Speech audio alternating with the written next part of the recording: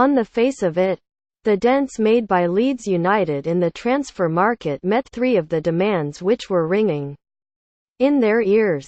Sign a left-back. Buy a striker. Spend some cash. A swath of clubs no longer get out of bed for the sum spent by Leeds. But 8 meters is real money at Elland Road. Not least in January. What was that old joke? Deadline day.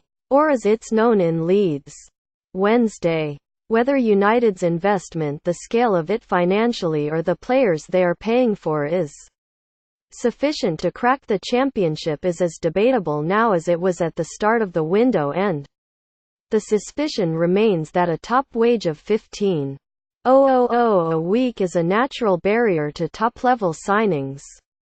But their signings ticked empty boxes. A plan to give the market a miss did not survive for long.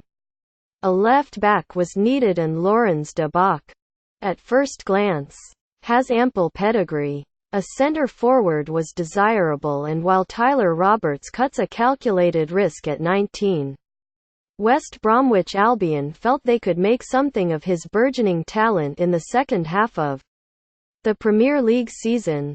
Then Daniel Sturridge arrived from Liverpool, and the domino effect kicked in at the Hawthorns. Despite West Brom's reluctance to sell, it transpires that Sturridge and Roberts are represented by the same agency. And Roberts was ready to go. Adam foresaw United's 3 meters purchase from Middlesbrough was the instinctive buy. A player who became available unexpectedly and who Leeds were willing to pay for regardless of circumstances. It helped that central midfielders were thin on the ground and that Forsaw was ready-made for the championship.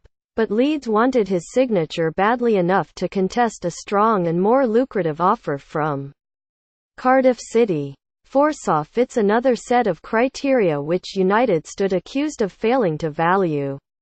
A player with experience of the championship and experience of getting out it. Forsaw has both, and much of it very recent.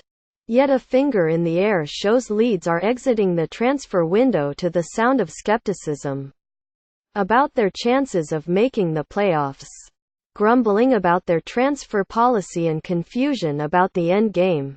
Questions answered were replaced by others posed, not helped by Thomas Christensen's squad finishing January in a worse state than they started it. January signing, Tyler Roberts. The club, to an extent, have been victims of the unforeseen scenario in which players are dropping like flies.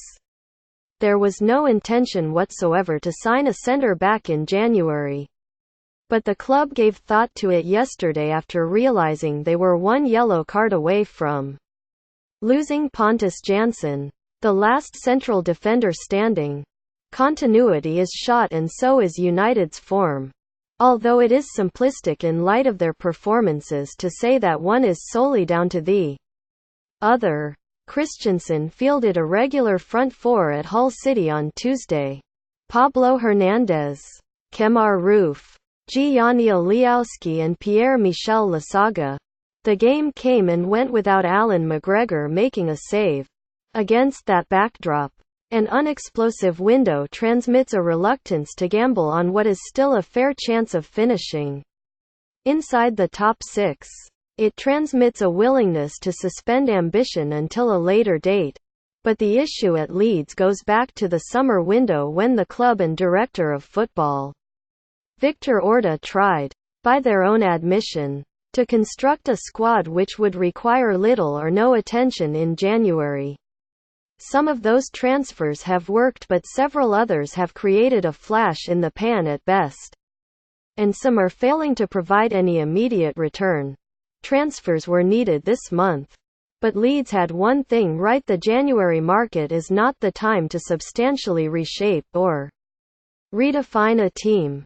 The suspicion remains that a top wage of $15,000 a week is a natural barrier to top-level signings. But their signings ticked empty boxes. A plan to give the market a miss did not survive for long. The Yeps Phil Hay. A large amount of their business in this window was essentially forward planning. Yosuke Itaguchi arriving from Gamba Osaka but not in a Leeds shirt until next season. Talks about Jerry Mbakogu but with a view to signing him from Karpai in the summer. Multiple under-23 signings added to what is an increasingly large and multinational development squad at Thorpe Arch.